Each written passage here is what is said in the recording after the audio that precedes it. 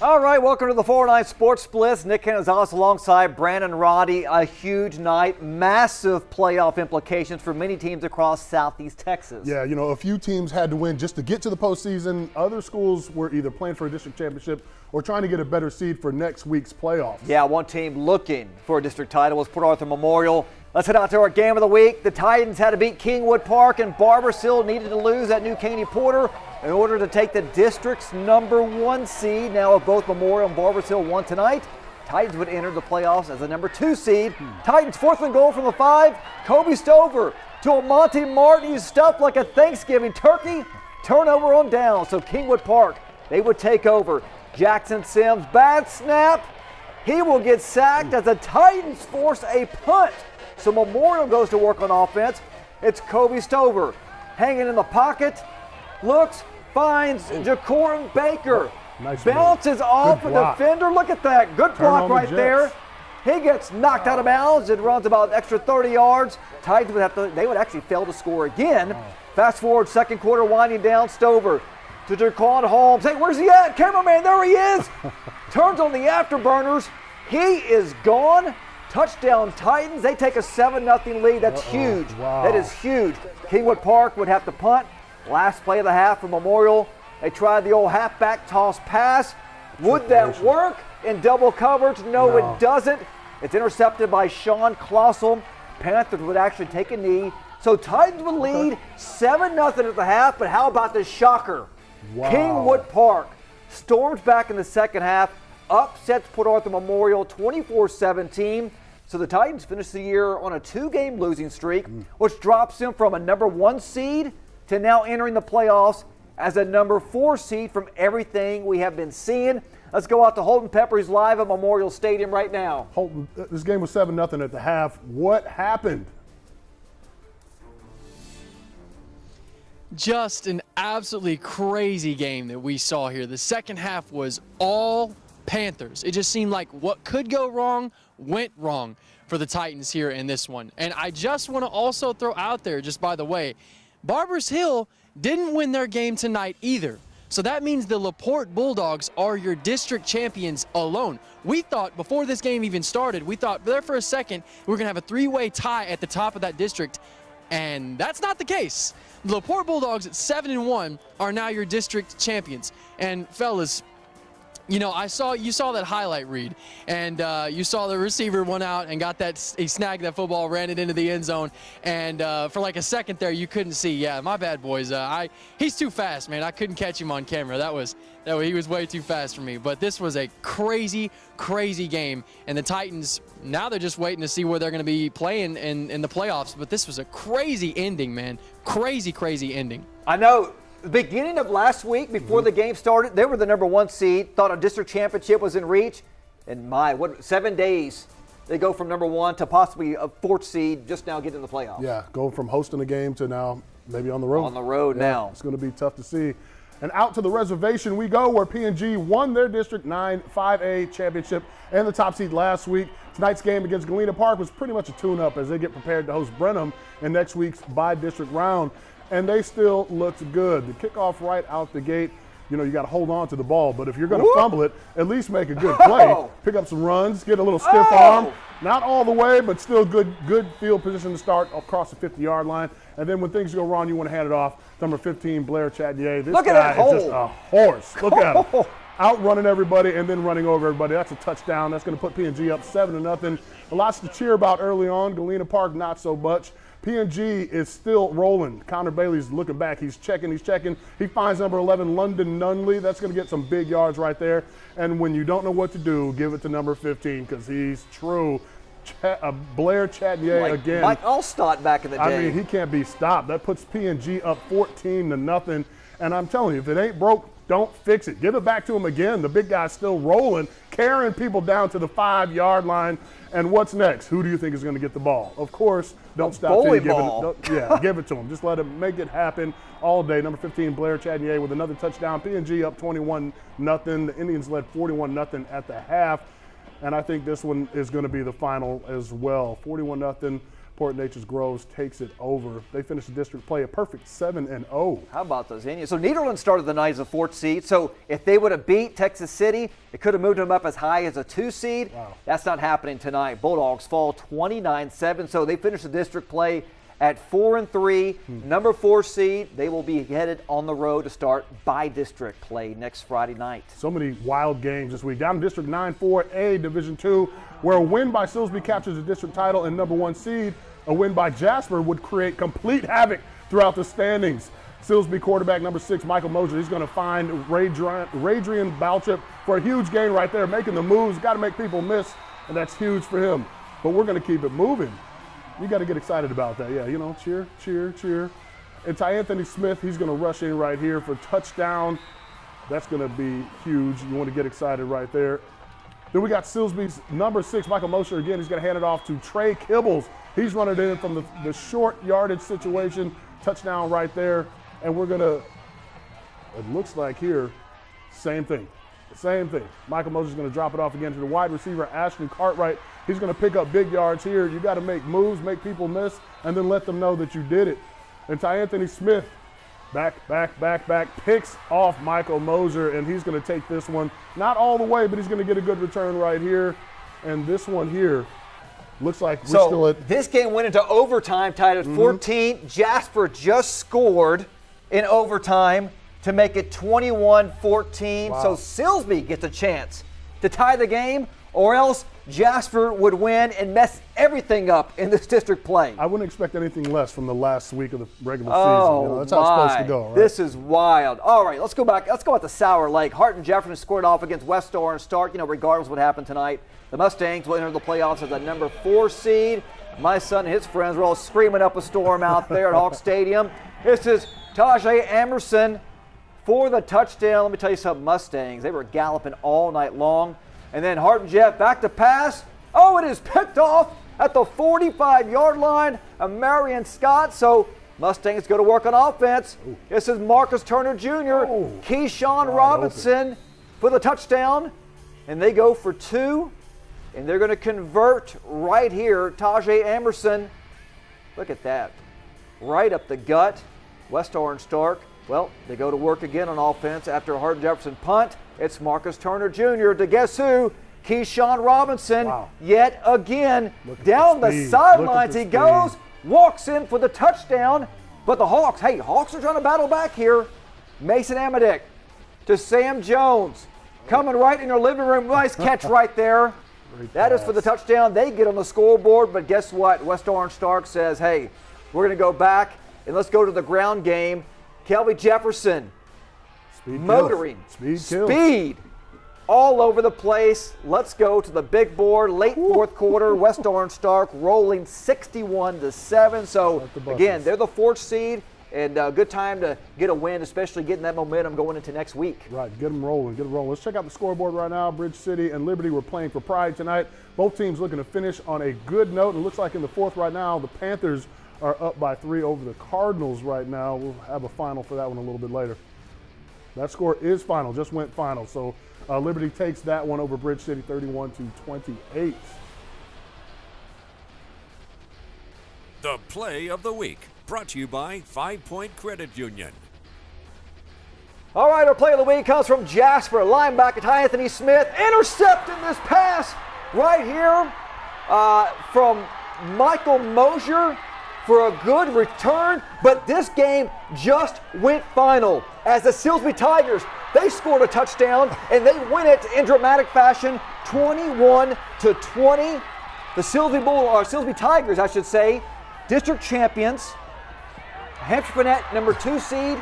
Jasper, number 3 seed. Hampshire Finette Longhorns, number 4 seed. So Silsbee wins in overtime, 21-20. Got all that straightened out. Woo! There's a lot going on. The Band of the Week, brought to you by Donaldson Auto Group, Silsbee.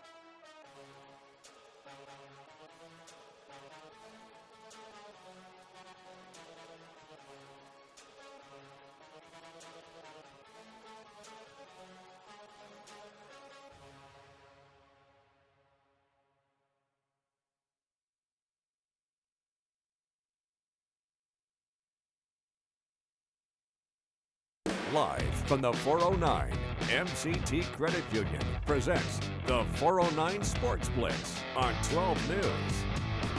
All right, welcome back to the 409 Sports Blitz. Let's go back out to our game of the week with the Port Arthur Memorial Titans. They were up 7-0 at halftime, and Brandon, wow, I mean, It's the word of the day so far. a shocker out there at Memorial Stadium.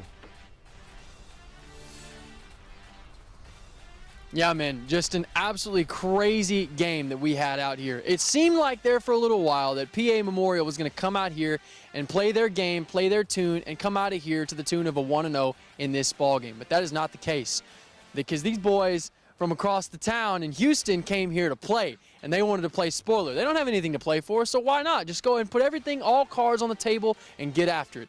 And like we said earlier, Barbers Hill did not win their game against New Caney here tonight. So that means that the LaPorte Bulldogs are your district champion.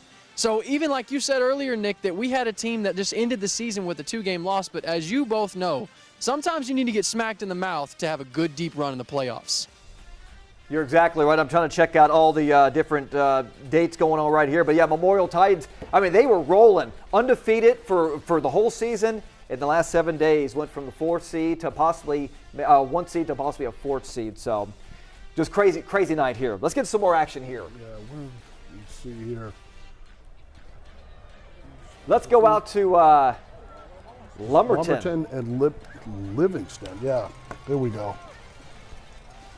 First play of the game is not looking good for them already. DeMaurian Hill drops back, airs it out perfectly directly into the hands of Lumberton DB Cole Rhodes. That's not how you want to start a game. The Raiders would march right down the field and give it to the wrecking ball, Jaden Ward. He's going to blast in from the 1-yard line. And after the Lions punted away, the ball, they get right back. They found Lucas Powell. He finds Tyler Breeden. That's going to be 6 points off the quick slant. Lumberton is rolling right now. On the ensuing kickoff, Livingston, you can't do this. They're going to muff there it is. Oh, you can't drop the football. Lumberton's going to recover that right away, and that's going to lead to another Lucas Powell finding Trey Kirsch, and that's going to be on the curl route, the comeback route. That is 6 points right there. They go up 21-0 right there, and we're in the fourth right with this one, 49-14. It was not looking good from the start for Livingston right there. All right, scores from around Class 4A. Vidor Pirates will finish the district play at 4-2 as they crush Splendorus in late fourth quarter, 55-6. So go ahead and chalk up a win. Vidor will enter the playoffs as a number 3 seed. How about LCM? They go on the road and smoke Huffman Hargrave tonight, 42-28. They improve and finish 4-1 in district play as they lock up the number 2 seed. We got some more playing for pride. You always want to win the last game of the season if you're not going to the playoffs. We got the teams running out right now. And you know how it goes, Beaumont United, Gilbert Anderson dropping back, and he finds the wrong team. Oh, no. He's going to be picked Good off play by Marcus Buer Jr.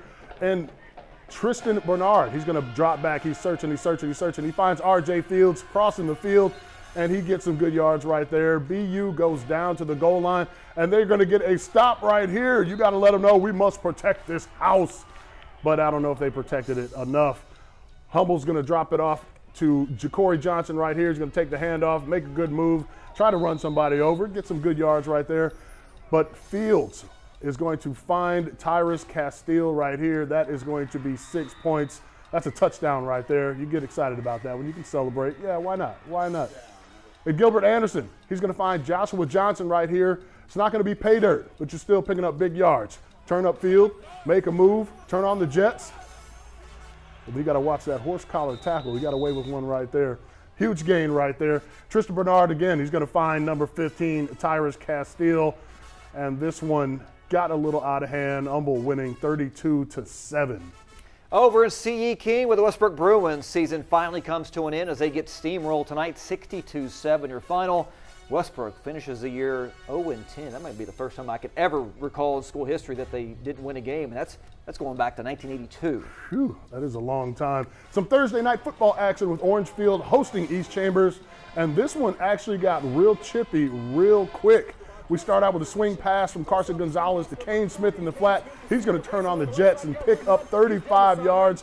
And watch here, you can see, look, they're already bumping and everything. This was a big one. Next play, toss sweep to number 2, Mason Manning. He's going to find a hole and slide right into the end zone unscathed, puts Orangefield up 6-0. They missed the extra point. East Chambers wasted no time matching that score. They handed off to Hayden Reeves for a halfback dive, and the Buccaneers would not let off the gas for the rest of the game. And here we go with number 2, Darrell Smith. He's going to take the handoff. He's going to take it round the outside, all the way to the 10-yard line. Great moves right there. You got to shake and bake. That's how you get the points up. And that is going to be a final with 22-6 yesterday. The Bucks beating the Bobcats. They finished second place. All right, last night Buer needed a win to capture the 4th and final playoff spot in District 10-3A Division I. Cougars on the road taking on the Harden Hornets, and Toby Morse, great protection in the pocket, scrambles to his right, finds a wide open Jacob Johnson. He's going to walk into the end zone for the touchdown. Buer goes on top early. Then Toby Morse, it's again. This time to another guy. Wide open, wow. Nice play. Great catch. Billy Robinson III for a touchdown. Harden with the football gets knocked loose, but Buer goes on to win 34-6. They get that 4th seed in the playoffs. Wow. The Hit of the Week, brought to you by First Security Bank. All right, our Hit of the Week comes from Harden as it gets knocked on loose by Ashton. McKinney falls on it. Buer recovers. And there it is, our Hit of the Week, and congratulations to the Buer Cougars. They are headed to the playoffs as a 4th seed. I'd like to see those kind of hits. Oh, yeah. Knocking the ball loose. Those get me excited. Oh, no doubt about that.